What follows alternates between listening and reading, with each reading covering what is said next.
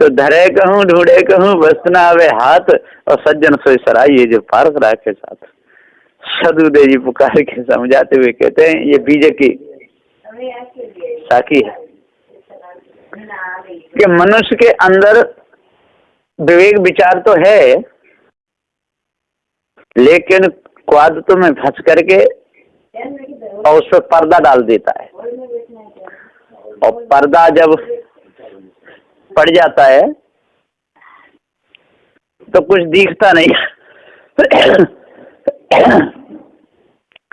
कहते हैं कि ऊपर की दो गई, ऊपर की तो चोरी करते करते, हिंसा करते करते, पत्थर पूजते पूजते, उल्टे सीधे कर्म करते करते, झूठ बोलते बोलते, धर्मारी बेईमानी करते करते चली जाती। ये उगी गई हिराए, जब ऊपर की वृद्धि होगी तो ये की तो दबेगी कचड़ा में। विवेक विचार रूपी नेत्र दबे रहता, खुल ही नहीं पाते। विवेक विचार रूपी नेत्र जब ही खुलते हैं जब हमारी चरम दृष्टि ठीक हो, बिल्कुल हमारा जो व्यवहार वासना रहित हो, छल कपट रहित हो, है ना, संसार गामी हम ना बने, पवित्र शुद्ध साफ भाव हो, हृदय में कभी कालमाना प्रवेश हो, तो अपनी नींद सोएगा, अपनी जगेगा, एकदम मस्त सोना, मस्त जगना, मस्त खाना, मस्त पीना, उल्टे सीधे कर्म करने ही नहीं है। उसको कहते हैं गुरु जी की दया, जो गुरु जी के वचनों को माने, उनके अनुसार चले तो गुरु जी की दया हो गई। और गुरु जी तो कहते रहे, दया करते रहे, और चेला सुने नहीं, माने नहीं। भूपेंद्र दास जैसा तो क्या होने वाला है? कुछ भी नहीं, कुछ भी नहीं होगा। जब बात मानेगा गुरु जी की, और जैसे गुरु जी कहें तैसा ही करेगा, तब उसका महत्व है। तो जीवन में कभी भी चोरी नहीं करनी चाहिए। चोरी करने वाले का अंतःकरण कभी पवित्र नहीं होता, चाहे वो भक्त हो चाहे साधु हो, कोई भी हो। यदि चोरी का भाव जिसके अंदर आ गया तो समझ लो उसी समय वो अपने पद से गिर गया। हिंसा का भाव जिसके अंदर आ गया समझ लो वो अपने पद से गिर गया।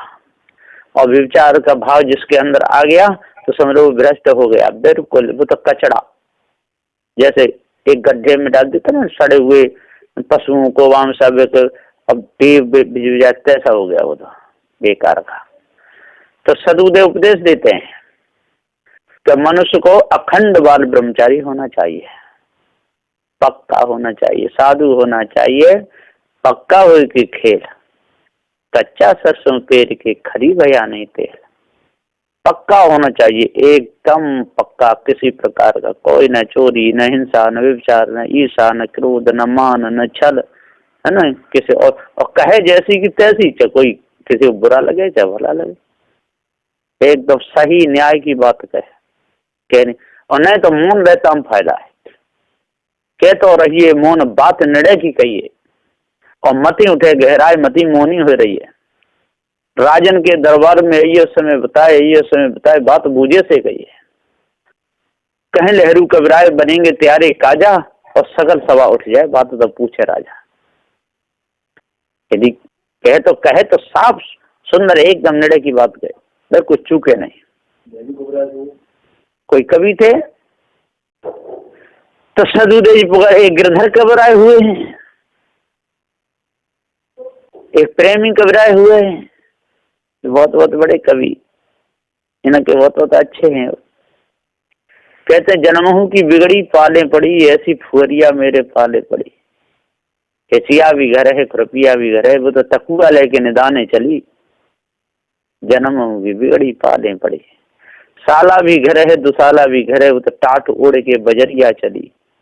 जन्महू की बिगड़ी पाले पड़ी, ऐसी फुहरिया मेरे पाले पड़ी। तो फुहरिया रोटी ठपे जगह लारू टपकत जाए, लारू टपकत जाए तो हत्ता मुड़ खुजावे, और पत को रोटी ले जाए तो चमचा चाटत जावे। ऐसी ऐसी होती। तो सदुदेव जी पुकार के समझाते हुए कहते हैं कि कि आगे लहंगा जरे चूल्हे में पानी नहावे और हिसिया को है ब्याह गीत खरपा के गावे।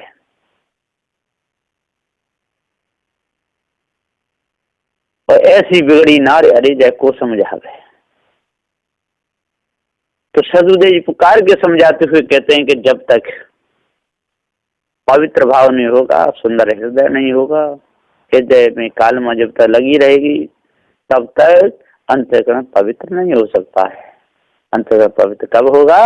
जब तन से, मन से, वचन से गुरुदेव की आज्ञा का पालन करेगा तब, और हर समय सेवा में रहेगा तब।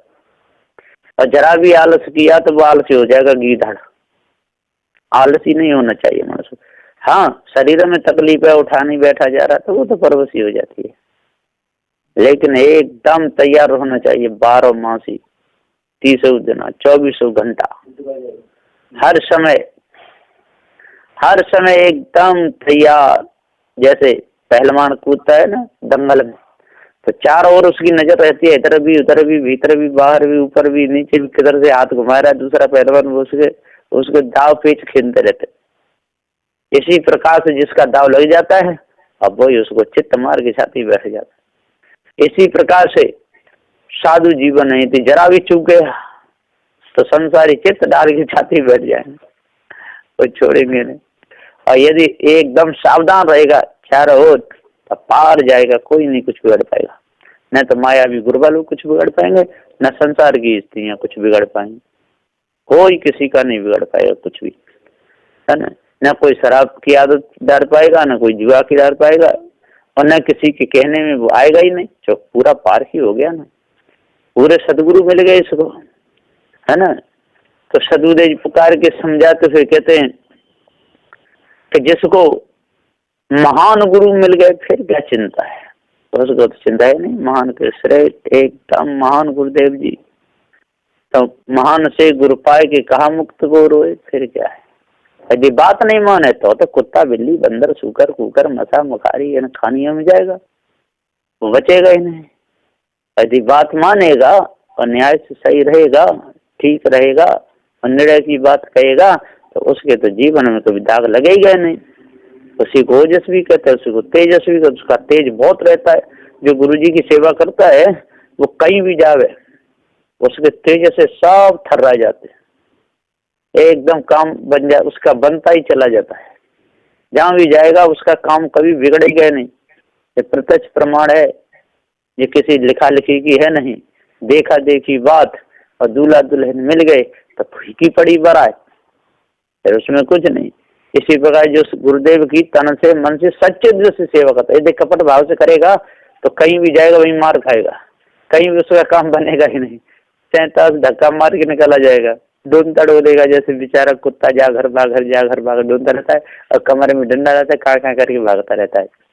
और जो तन से मन से वचन से एकदम पवित्र भाव से सेवा करेगा, तो जहाँ जाएगा तो उसकी दृष्टि जिसकी पड़ेगी उसके अंदर बदलाव आ ही जाएगा। चाहे वो डॉक्टर के पास जावे, चाहे मास्टर के पास जावे, चाहे एसडीएम कलेक्टर के पास जावे, कहीं भी जावे उसको देखते ही उसका काम बन जाएगा। चाहे थानेदार के पास जावे, कहीं भी जावे, चाहे भक्तों में जावे और चाहे माता बहनों में जावे, उनकी भी देख करके एकदम पवित्र हृदय हो जाएगा उसको देख करके। पर उसके अंदर किसी प्रकार की वासना नहीं होनी चाहिए, किसी प्रकार का छल कपट राग द्वेष नहीं होना चाहिए, है ना। तो माता की नजर उस पर पड़ेगी तो उसका हृदय सुंदर हो जाएगा, और किसी वैसे की उल्टे सीधे आदमी की पड़ेगी तो उसका भी हृदय सुंदर हो जाए। उस सब अगर बाद में चाहे उसका कुछ भी हो, पर जिनके अंदर कपट नहीं होता, इसके अंदर विषय वासना से वो न्यारे होते हैं, और भ्रम कल्पना से जो न्यारे होते हैं, और डंके की चोट सही न्याय निर्णय की बात कहते हैं, किसी प्रकार का कोई भी पर्दा नहीं डालते, वो एकदम शुद्ध होते हैं। वो कहीं भी जाएंगे उनका काम बनता ही है, कभी बिगड़ता नहीं। चाहे डॉक्टर के पास, चाहे मास्टर के पास, चाहे वकील के पास, कहीं भी चले जाए उनके लिए रास्ता एकदम खुला मिलता है। न चौकीदार कुछ कर सकता है न कुछ भी। तो सदगुरुदेव जी हम पुकार के समझाते हुए कहते हैं कि आज कितना सुंदर समय मिला है और मानव जन्म मिला है, और पारखी सदगुरुदेव का निर्णय है। इसमें जरा भी झिझकना नहीं चाहिए, निर्णय करने में जरा भी भय नहीं मानना चाहिए। और जहाँ भय खाए तो समझ लो गए, गिर गए, फिर तो अपने पद से दूसरा हावी हो जाएगा। जिस प्रकार से कोई कोई कहते हैं कि शेर यदि आ रहा हो तो उसके आंख मत मिलाइए, आंख मिलाए तो चोट कर देगा। और अभी एक बता रहे थे वो रेलवे में, तो जंगल में, तो शेर आ रहा हो तो उससे अपनी आंख तानिए, हटाइए मत, तो भाग जाएगा। और यदि जरा भी इधर उधर कर वो डर तो एकदम डरते ही चोट कर देगा शेर। इसी तरह कुत्ता सामने से आ रहा है और उससे अपनी नजर हटाइए ही मत, वो आपकी तरफ आ रहा है तो आप एकदम तने तो वो भाग जाएगा पूछ देके। इसी प्रकार से शेर भी भाग जाता है, उन्होंने बताया था। अब वो कहते कि नहीं नहीं ऐसा नहीं होता है, हमारा अनुभव कई बार का। तो जगदीश जी है जो रहते हैं हरदा स्टेशन मास्टर, क्योंकि जंगल में ही मेरी ड्यूटी पड़ती है, और वहां पे और शेर आया, कोई भी जानवर हो उससे एकदम आंख तान दें और एकदम से तो वो भाग जाएगा, और डरे तो चोट कर देगा, डरते ही चोट करता है, चाहे कुत्ता हो चाहे शेर हो, उनका ये कहना है। और कई जगह ये कहना है कि आंख मिला दी तो चोट करेगा। अब क्या बात सत्य, जिनने आंख मिलाई हो अलग उन्हें मालूम तो वो जाने इस विषय का नाम से कभी पाला पड़ा न मालूम। तो सदगुरुदेव जी पुकार के सब जाते हुए कहते हैं कि संसार सागर है, जहां भी आंख मिलाएगा वहां मार खाएगा, है ना। निर्णय तो यही है, ये जिस संसार से आंख मिलाएगा तो संसार उसे छोड़ेगा ही नहीं, मार खा जाएगा।